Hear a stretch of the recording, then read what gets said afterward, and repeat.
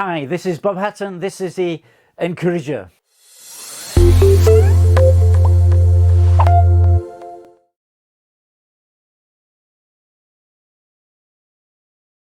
Matthew wrote his gospel and addressed it to Jewish readers.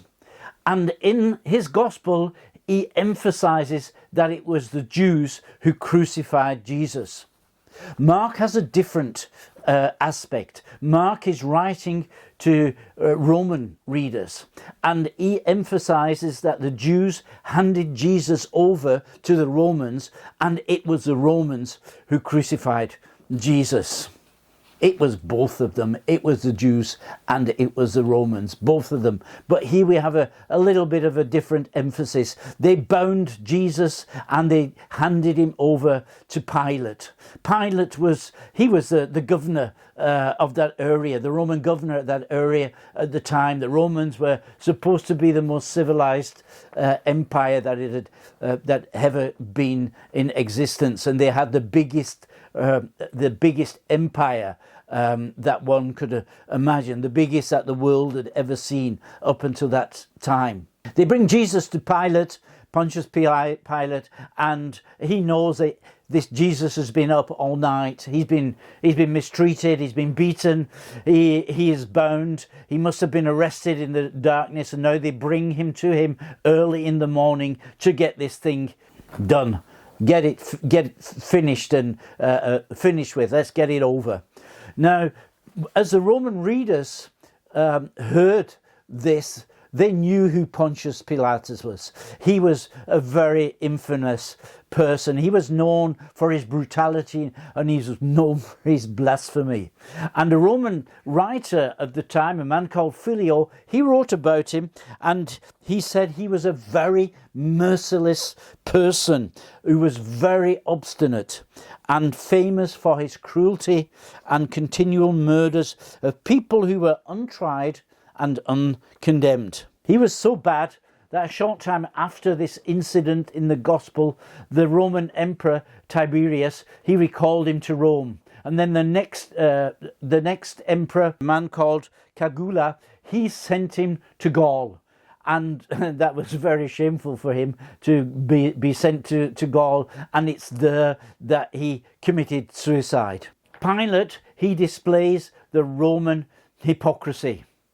They, on the marketplaces, on the forums, they have lots of statues dedicated to the virtues of humanity and fairness and righteousness, justice, and so on. But within their empty, they do not have any connection to these virtues. They were a virtueless society.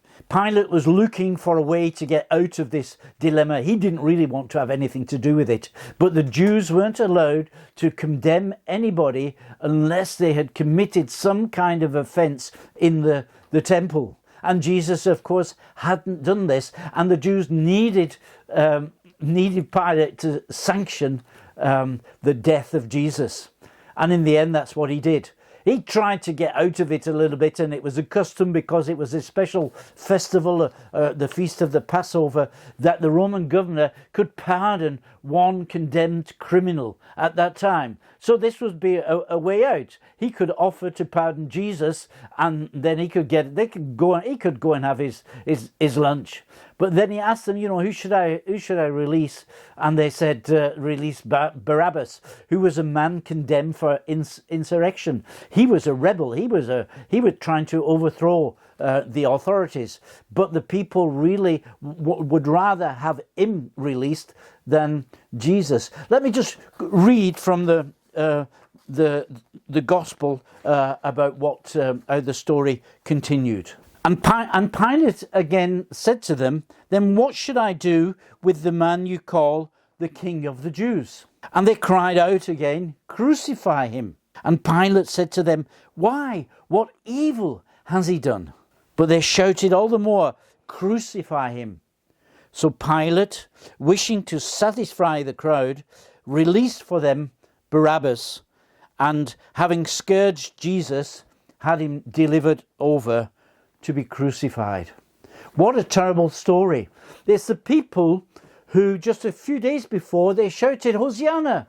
Blessed is he who comes in the name of the Lord. Now, of course, the high priests and the scribes and also the elders, the people from the Sanhedrin, they're mixing amongst the crowd and they're working them up. They are telling them what to say. But the people followed them. Crucify this Jesus. Crucify him. We don't want him to be our king. Get rid of him. No. What's this for a terrible story? And especially when we read this is all being done in the name of Rome. And I suppose the Roman leaders, when they are hearing this, they get a funny feeling in their stomachs. It is a very funny feeling. Now, when they take Jesus to be crucified, when they beat him, a terrible whipping, a whole cohort is involved. As we said before, this is a few hundred soldiers. It's Jesus against this huge amount of people. They put onto him a purple cloak, which is a sign of kingship. They twist together and make a crown of thorns, which they put on his head.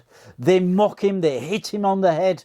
They bow down. They say, "Hail, you King of the Jews!" They spit at him, and they take him out to be crucified. What a scandal this is! This is terrible. Now, at the beginning of the book of the Romans, Paul, he wants to get something straight once and for all. The Jews are guilty because they crucified Jesus.